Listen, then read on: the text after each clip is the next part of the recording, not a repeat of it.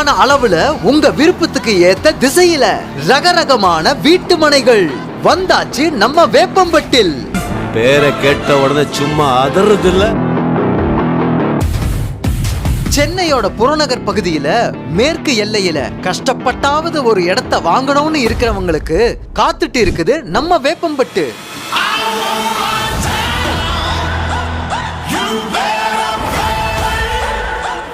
அன்னைக்கு எங்கேயோ இருக்குதுன்னு சொன்ன வேப்பம்பட்டு அதுக்கப்புறம் அங்க இருக்குதுன்னு சொல்லப்பட்டு இன்னைக்கு அட இங்கதான் இருக்குன்னு சொல்ற அளவுக்கு வளர்ந்திருக்கு.